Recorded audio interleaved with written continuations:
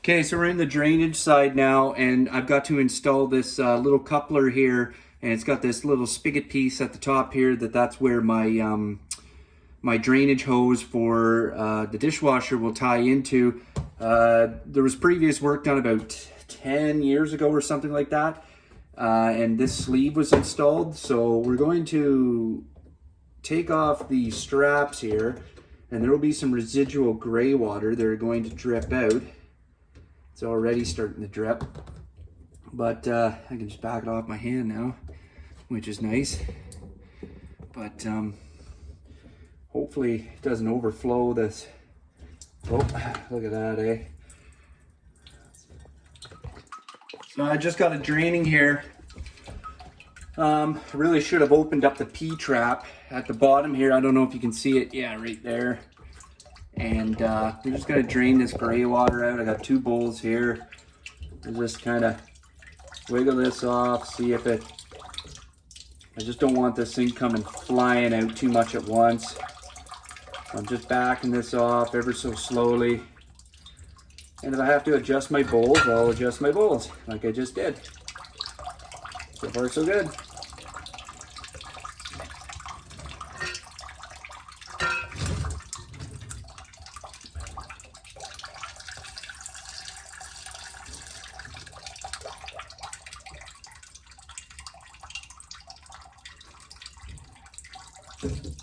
There we go.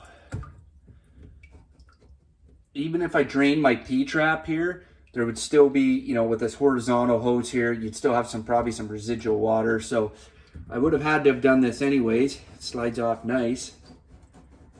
And there we go. We got our coupler off.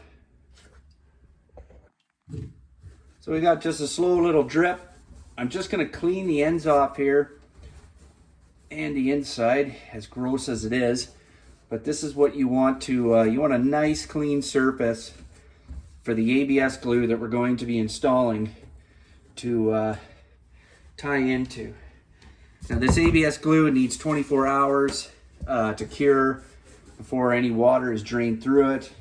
So this is a perfect time for me because I'm by myself at the moment, and I'm probably going to be by myself for majority of this 24 hours. So this is a good time to do this job.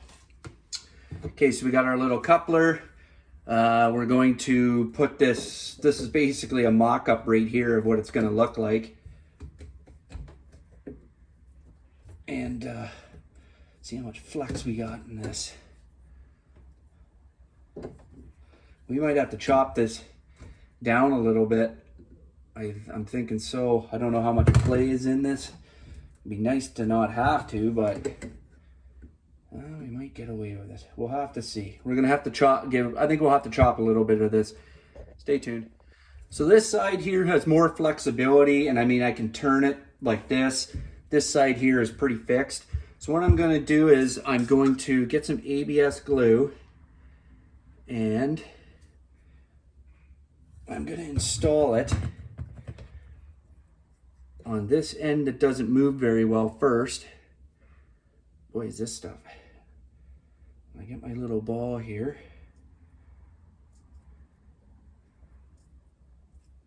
Give it a little bit more. I want to make sure this stuff. I got my little drop cloth here, which is what you want. Okay, so I'll show you guys the camera. And I'm going to install this like so, and make sure it's bottomed out. Now this side here, I'm going to play with. Like I said, I've got some wiggle room here. I'm going to play with this side, cut it to where I need it to be. So we'll do that next. Okay, so I just trimmed the ABS pipe here. I didn't film it, I should have, but it was kind of a little messy. I didn't have the proper ring cutter for it. I do have one, but it wasn't big enough to fit around this. If you have that where you tighten it on, just like a pipe cutter, just like the small one I use for the water pipe downstairs, but bigger, and I was that close, or sorry, that close for it to fitting, this would go a lot better. So what I used was, this might be a little crude, I used my Milwaukee hacksaw. You know, it's a reciprocating. if you go slow and you use the guide here to kind of bridge yourself, you can get a decent cut. And I did. Are you going to get as accurate a cut? Maybe, maybe not. I'll let you guys judge for yourself. Not bad. That's what I cut off.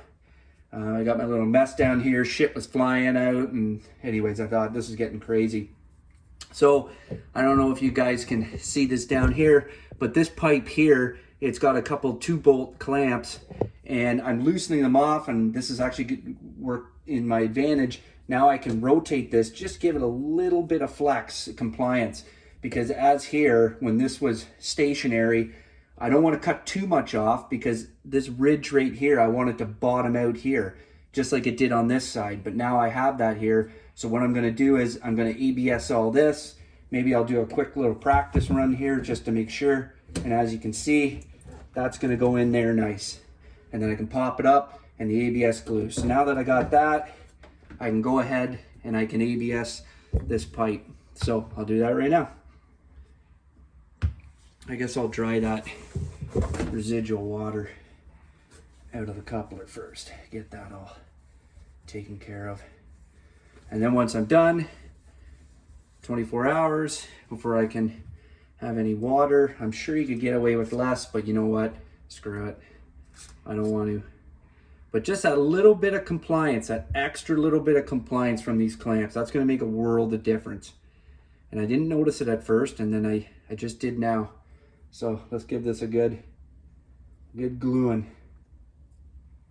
And use ABS glue, guys. Don't use PVC. And you know what? I had access to a lot of PVC, and I was in fact going to do it. I'll just give it a little more.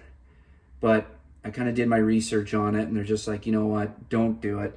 They're two different types of plastics. This one is specially engineered. There's that word again for ABS pipe. And last thing you want to do is get it and potentially have a water leak down the road. I like to get this done and dusted. Okay, here we go. There we go. Make sure it's bottomed out. That's a key thing too. So I'll push on both ends like this. And now I can tighten this clamp back up. Make sure everything is pushed up on where it needs to be. Because like I said, if there's one thing I hate in life, it's water leaks or leaking fluids, whether you're working on a snowmobile, a dirt bike, an oil leak. It gets annoying and they're hard to track down. And if you got to tear a bunch of shit apart after you've already had it tore apart, that's a little disheartening. So that right there concludes our drainage pipe.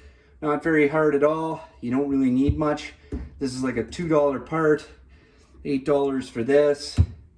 And if you have the proper cutting tool, perfect. If you don't, you can take your time with either a hacksaw or a sawzall, hacksaw, or what like I just had there, and you can get good results.